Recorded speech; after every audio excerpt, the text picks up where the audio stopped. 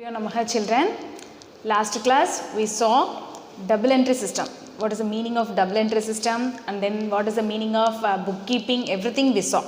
Okay, now we move on to the sum. Before going to the sum, we have some rules to follow. Okay, so first we have to see that traditional approach only we are going to see now. Okay, we have two approaches. One is accounting equation approach, another one is traditional approach. Now we are going to see the traditional approach. Okay, see the traditional approach is divided into three types. Okay, one is classification of accounts are divided into first personal account and then impersonal account.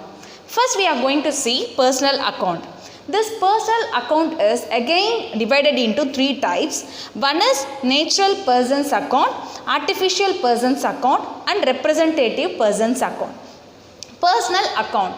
See, this is nothing but it will say about the individual person. So what the individual person is transacting. So that alone we are going to enter. Okay. So natural person in the sense it is an individual person. For example, Murali or Sumati or any other person. Individual person account is called as natural person account. And then artificial person account. Artificial person in the sense a group of person, a group of firm, a firm name or a group of company name. Like that we are entering in the sense that is called as artificial persons. And then representative personal account. Representative person in the sense, for example, outstanding salaries, prepaid expenses, prepaid insurance. See, outstanding salary in the sense, outstanding salary we have to pay to somebody else. Individual person we have to give. So that and all comes under representative personal account. And then next we are going to see impersonal accounts. Impersonal accounts are divided into two. One is real account, another one is nominal account. See, in real account, what are all the things will be coming, you know. See, all the tangible and intangible assets will come. All the tangible and intangible assets will come. See, tangible in the sense, you can touch and feel. Okay, tangible in the sense you can touch and feel. For example, building, furniture, machineries and all you can touch, you can see, isn't it? But intangible assets in the sense goodwill. So goodwill in the sense a good name, a good reputation of a company. So you cannot touch and feel. Okay, you cannot touch and see. So that is called as intangible assets, patent rights, copyrights. This and all intangible assets. You cannot touch, you cannot see. Okay, but it is also an asset. Okay, and then nominal. Nominal in the sense all the expenses, all the incomes, all the losses, all the everything will comes under nominal account. Okay, so these are all the kinds of accounts. This is very much important, children. Okay, now we move on to the accounting rule. Okay, see children, this is the golden rule of accounting. Okay, without this golden rule you cannot do any sums. Okay, first I already explained what is personal account. Personal account in the sense what I said, all the individual person or group of person are comes under personal account. Okay, and then real account in the sense what I said, all the tangible and intangible assets will comes under real account. And then nominal account, all the expenses and losses and then incomes and gains will comes under nominal account. Okay, so now we move on to the golden rule. See, this is the golden rule. Okay, so what you should do now, already I said what is debit, what is credit. See, debit in the sense increasing the value of assets. Okay, okay, and then credit in the sense decreasing the value of assets. Okay, so it will increase, it will decrease. Okay, so what are all the things, everything will comes inside the company, you have to take it as a debit. Okay, because the asset will increase. what are all the things will go out of the company, out of the business in the sense, it will comes under credit. Okay, I will tell you when I am taking the sums. Okay, so in personal account, debit the receiver, credit the giver. Okay, and then in real account, debit what comes in and credit what goes out. For example, at a personal account we can take it, debit the receiver. For example, a person is investing a capital. Okay, a person is investing a capital. So what will happen? Automatically he will give as a cash. Okay, he is giving as a cash.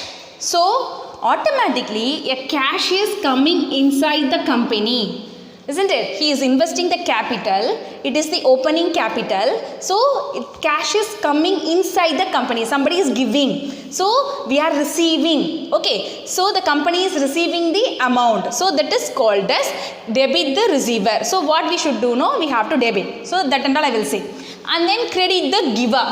Who is giving? That particular person is giving. No. That person name we have to credit. Okay. And then real account. Debit what comes in. For example, debit what comes, what are all coming inside the company. For example, we are purchasing some goods, or we are purchasing furniture or machinery we are purchasing, in the sense something is coming inside the company. Okay, so debit what comes in, what are all coming inside we have to debit. And then credit what goes out. Sometimes we are selling the machinery, we are selling the furniture. If you are selling anything in the sense, that will comes in credit side. Okay, and then nominal account. Nominal account, all the expenses and losses will come. Expenses in the sense what? We are, salary is an expenses, rent is an expenses. Okay, so office expenses, what are the stationeries we are buying, that and all expenses. Okay, so debit all expenses and losses. What are all the loss we are facing? Everything will comes under nominal account debit side. And then credit all incomes and gains. Credit what are all the incomes we are getting, receiving as per commission received, and then salary received. Okay, so these and all comes under credit. Okay, credit all incomes and gains.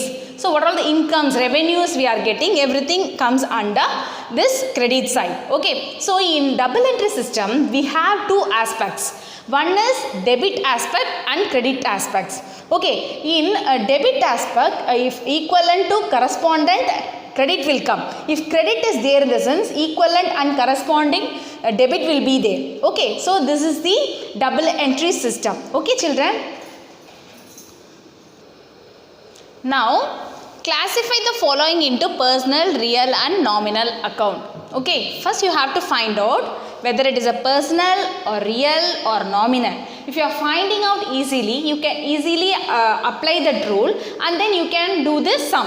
Okay, first capital. So capital is a personal, real or nominal.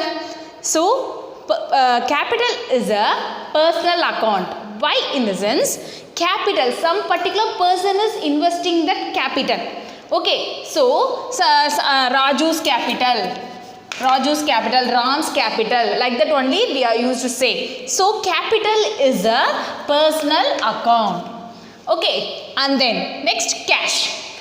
Cash is an asset, isn't it? So cash is an asset. So cash you can touch and feel. So it is a tangible asset. So it will comes under what account? Real account. Okay, and then building.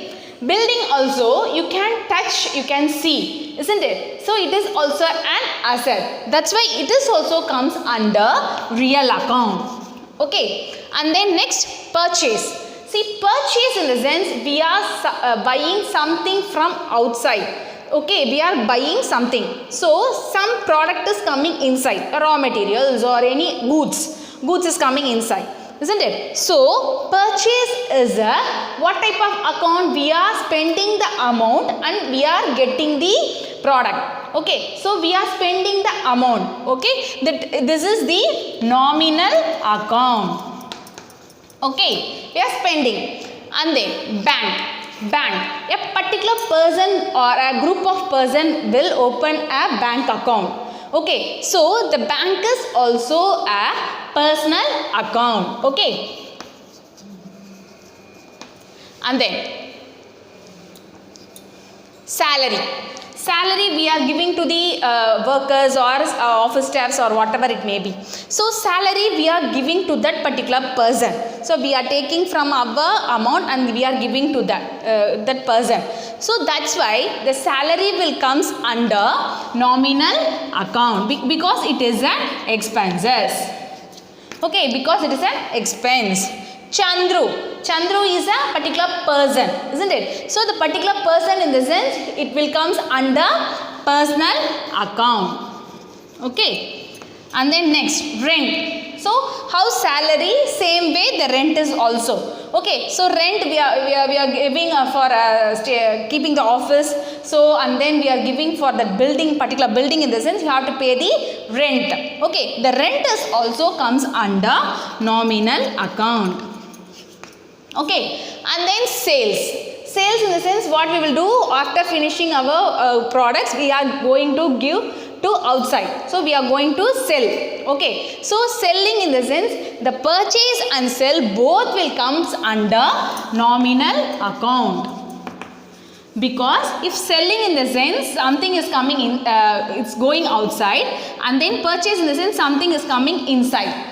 Okay, so we are cash will come inside, no? So what automatically nominal account, what is the rule of nominal account? Debit all expenses and losses, credit all incomes and gains. So this is the gain. Okay, so cash is coming inside. Okay, and then purchase, in the sense debit all expenses and losses. This is the expenses. Okay, so we are giving to somebody else. The amount is going out. That's why it is a nominal account. And then commission received. Commission is coming inside. It is an income, revenue for the company. So commission is also a nominal account. And then land. Land is a land, you can see, you can touch also. Okay, it is also a tangible asset. So it is comes under real account. Okay, so first you should understand what is personal, real and nominal. Then we will move on to the sum. Okay, children. Ma, this is the journal entry format. Okay, first we are going to do journal only. Okay, see here in this format you can see date, particulars, LF in the sense ledger folio. Ledger folio is nothing but the page number of ledger book. Okay, and then debit and credit. Okay, see what all we are going to debit, you have to write here. What all we are going to credit, we have to write here. See, apply the rule and then you have to do the journal. That's all. See, on golden rules I said no. First you have to find out what type of transaction is that. Okay, for example I am saying Ram started a business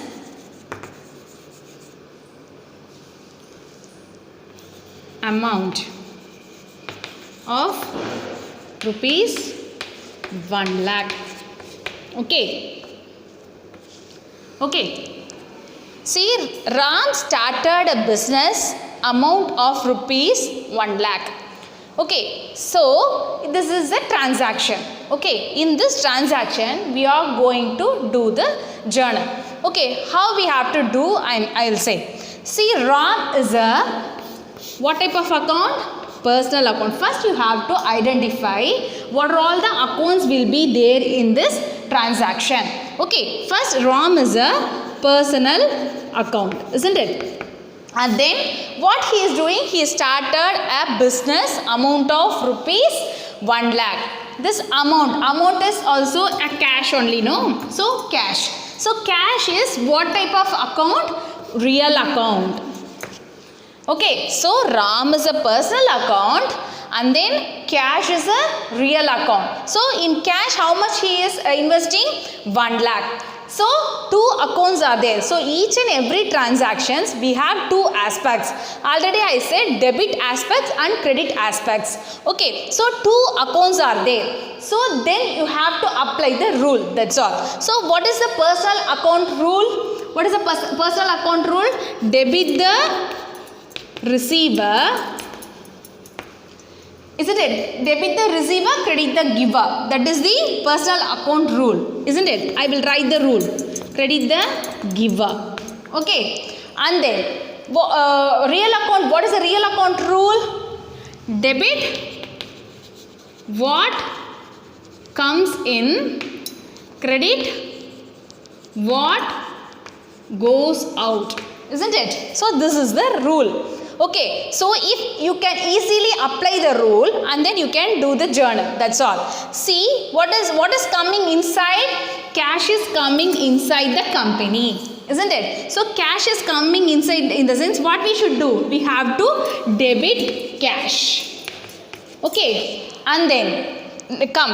See here in personal account, what is the rule? Debit the receiver, credit the giver. Who is giving the amount here? Ram is giving the amount, isn't it? So Ram is the giver. Giver, what we should do? Credit the giver. So giver. Who is the giver? Ram is the giver. We have to credit. So you can easily do the sum. See, in format itself I will do that. Okay. For example, 2017 he started a business. Okay, so date I am going to write here 1/1/2017. In particular place you have to write this thing. Okay, so what he is doing? Cash account. Every time you have to write this account. Okay, cash account debtor. So we are going to debit. Okay, in debit column you have to write that amount 1, 2, 3, 4, 5. So 1 lakh rupees you have to write it here. And then who is the giver? Ram is the giver. So you have to credit the giver. So 2 you have to write. Okay, 2 Ram capital account. Ram's capital account 1 lakh. Do you understand, children? So first you have to see the transaction and then understand the transaction properly, and then what are all the accounts will be hiding inside the account you find out, and then apply the rule, and then you can do the journal easily. So after that what you should do? No, you have to write the narration. Narration in the sense you have what you are did in this transaction. Simple explanation you have to give. Okay, so Ram started business. Okay, Ram started business with cash. That's all.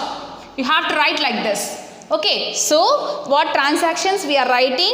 Cash account debtor to Ram's capital account. After that you have to write the narration. Simple explanation you have to give. That is, Ram started business with cash so and so. Okay, so 1 lakh rupees he invested capital. Okay children, do you understand?